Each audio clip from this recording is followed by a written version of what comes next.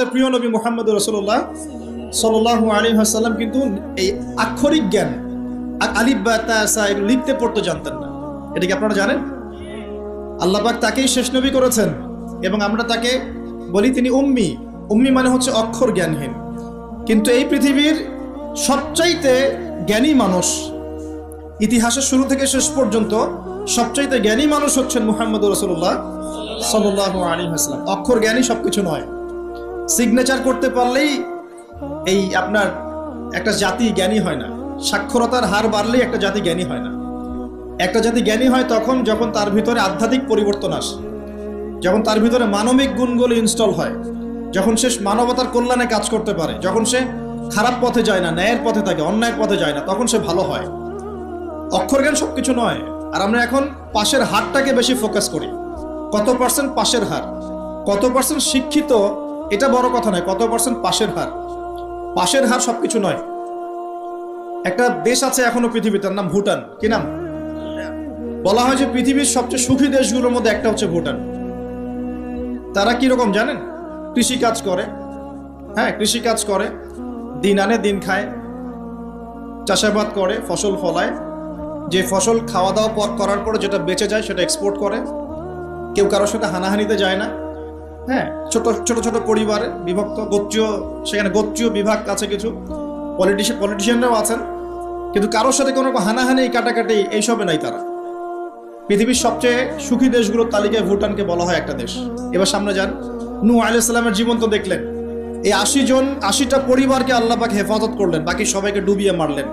আমরা যারা এখন পৃথিবীতে বেঁচে আছি, এই 800 কোটি বা 1000 কোটি মানুষ, কোনো না কোনোভাবে কিন্তু আমরা সবাই এই 80টা পরিবারেরই সন্তান। কথা বুঝতে পারছেন না মনে হয়? এই যে বিশ্ব ভ্রাতৃত্বের কথা বলি না আমরা, এই বিশ্ব ভ্রাতৃত্বের কথা তো পশ্চিমারা বলে মানুষকে দেখানোর জন্য, কথার কথা বলে। সত্যিকারের বিশ্ব ভ্রাতৃত্ব শিখতে হলে কোরআন পড়তে হবে। সত্যিকারের বিশ্ব ভ্রাতৃত্ব শিখতে হলে কোরআন পড়তে হবে। কোরআন বলছে এই যে পরিবারগুলোকে আল্লাহ পাক বাঁচিয়েছেন, জুদি উপত্যকায় এই নৌকা গিয়ে ঠেকেছে, ওই নৌকায় যারা ছিলেন তাদেরকে দিয়ে পরবর্তীতে পৃথিবী আবাদ করা হয়েছে। নূহ আলাইহিস সালামের 4 সন্তান ছিলেন। কয় সন্তান? একজন হচ্ছে শাম। কি নাম? শাম। এই শাম এর বংশধর হচ্ছে এই যে মিডল ইস্টের মানুষরা, মধ্যপ্রাচ্যের যে মানুষরা আছে, এরা শামের বংশধর। এক ছেলের নাম হাম। হাম ছিল কালো বর্ণের, মানে ব্ল্যাক স্কিন। এই হামের বংশধর হচ্ছে আফ্রিকান কন্টিনেন্টে যে মানুষগুলো আছে, আফ্রিকান কন্টিনেন্ট, এই যে কালো কালো মানুষগুলো, তারা কিন্তু হামের বংশধর। একজন হচ্ছে ইয়াফাস। ইয়াফাস হচ্ছে ওই ইউরোপিয়ান যারা, এরা হচ্ছে ইয়াফাসের বংশধর, সাদা চামড়া। আর একজন সন্তান ছিল, তার নাম সম্ভবত কেনান। এই সন্তান নৌকায় ওঠে নাই। সে বলেছিল, তার বাবা তাকে ডাকছিল, নৌকায় আসো, আল্লাহর আযাব থেকে আজকে কেউ বাঁচাতে পারবে না। সে বলছে যে আমি পাহাড়ে উঠে যাব, পাহাড় আমাকে সেভ করবে। নবী পরিবারের সন্তান হওয়ার পরেও এই কেনান পানিতে ডুবে মারা গেল। আল্লাহ পাক তাকে বললেন, হে নূহ, লাইসা মিন আহলিক, সে তোমার পরিবারের কেউ না। নূহ আলাইহিস সালাম বলছেন, আল্লাহ, সে আমার সন্তান, তাকে মাফ করে দাও। আর আল্লাহ পাক বলছেন, লাইসা মিন আহলিক, সে তোমার পরিবারের কেউ না। মানে আল্লাহর হুকুম আহকাম না মেনে চললে নবী পরিবারের সন্তান হয়েও কেউ আল্লাহর গজব থেকে বাঁচতে পারবে না। আর আমরা তো কিছুই না, আমরা কিছু। তা আমাদের অহংকার শোভা পায়, আমি অমুক আলেমের সন্তান, অমুক মুহাদ্দিসের সন্তান, অমুক বক্তার সন্তান, হ্যাঁ, অমুক পলিটিশিয়ানের সন্তান, অমুক রাষ্ট্রনেতার সন্তান। এইসব জাতি, বর্ণ, গোত্র, এগুলো আল্লাহর আযাব থেকে বাঁচাতে পারবে না যদি কোরআন সুন্নাহ ফলো না করে চলে। এটা মূল কথা। আরো সামনে যান। এবার ইব্রাহিম আলাইহিস সালামের যুগটা আপনাকে দেখাই, ওই যুগের সময়টা দেখেন, বলে আসরি।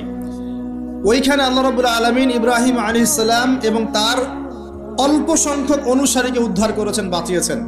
নমরুদের এই বিশাল রাজত্ব আল্লাহ পাক ধসিয়ে দিয়েছেন, কি দেন নাই? আল্লাহ সুন্নত পরিবর্তন হয়েছে? হয়। আল্লাহ পাক ইব্রাহিম আলাইহিস সালামকে আগুনের পরীক্ষা থেকেও বাঁচিয়েছেন, আর নমরুদকে সামান্য মশা দিয়েই মেরে ফেলেছে। আল্লাহ সুন্নত কোনো পরিবর্তন হয়নি। নবী মূসা আলাইহিস সালামের যুগে যান, ফেরাউনের বিশাল বাহিনী, এখনকার এই রাশিয়ান বা ন্যাটো বা ইউরোপিয়ান কন্টিনেন্টে যত আছে, এই সবগুলোকে একত্রিত করলেও মনে হয় ফেরাউনের বাহিনীর মতো হবে না। এই পুরো বাহিনীটাকে মনে হয় 1 ঘন্টার মধ্যেই আল্লাহ পাক লোহিত সাগরে ডুবিয়ে মেরে দিলেন, একদিনের মধ্যেই। আল্লাহ পাকের কোনো পরোয়া নাই। আর বনু ইসরাইল আর মূসা আলাইহিস ইসলামকে আল্লাহ পাক উদ্ধার করলেন। আল্লাহ পাকের সুন্নত এটাই, যুগে যুগে বলে আসরি একই সুন্নত। আজ জাতির কথা দেখেন, বিশাল আকার দেহের মানুষ ছিল, একদম তাল গাছ